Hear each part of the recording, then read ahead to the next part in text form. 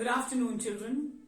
My 12th class student, today is day 5, and in this session, we will be learning about notice writing.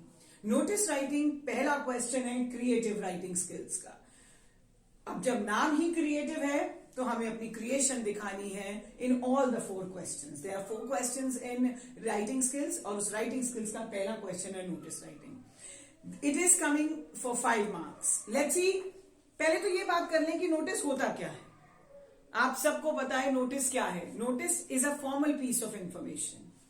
कोई भी school, कोई भी organisation, कोई भी individual जब कुछ किसी को इन्फॉर्म करना चाहता है, बताना चाहता है, तो ही शी और an organization doesn't go to everyone that ये देख लीजिए, ये करना है, ये करना है. No, they have a notice board and that notice board gives them the information to all the audience that what exactly your organization or that particular individual or that school wants. So notice एक formal piece of information है जिसमें 50 शब्दों में हम precise या concise information deliver करते हैं. Now the question is how to master the art of writing notice. Writing section का ये पहला क्वेश्चन आसान भी लगता है, बट ट्रिकी इसलिए है कि जो चीज हमें आसान लगती है, हो सकता है when we write and the examiners check in the board exams, we make small mistakes. So those small mistakes can be avoided. How can we get 5 marks? That's the motive. So let's see what exactly are we supposed to do to master the art of writing notice. ध्यान दीजिएगा बच्चों, notice का format 1 marks का है.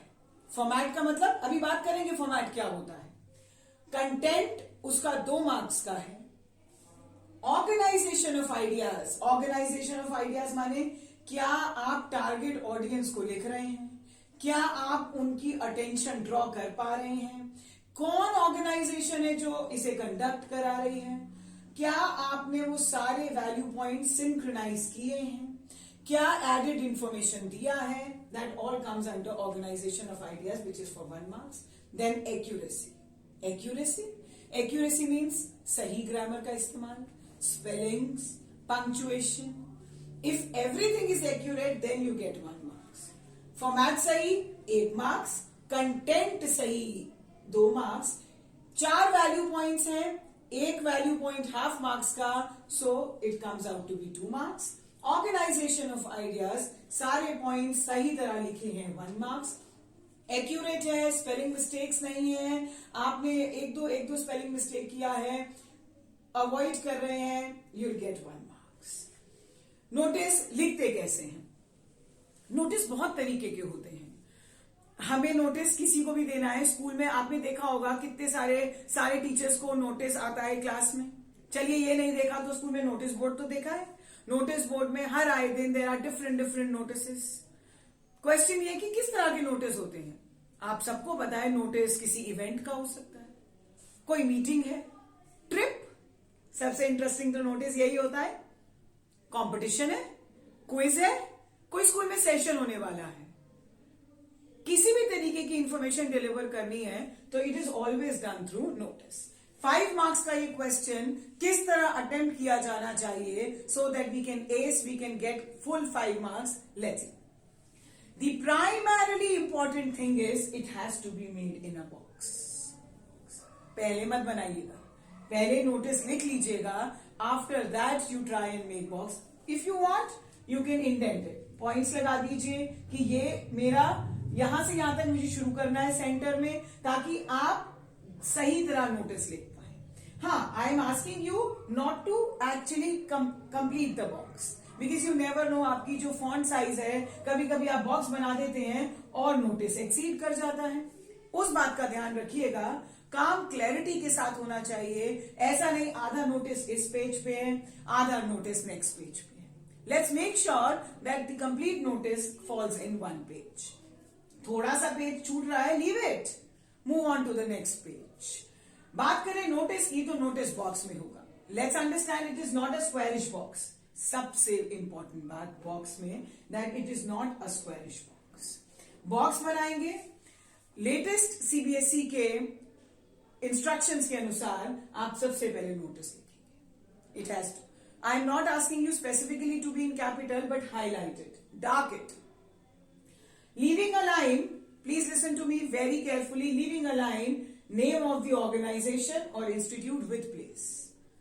भारतीय Bal Vidya Mandir Rajasthan, ABC school Jaipur, Ram School of Institute, Ajmer, like this, comma and place. It has to be in center. Notice has to be in center. This has to be in center. Again, specifying, darken it. Now, this date is left aligned.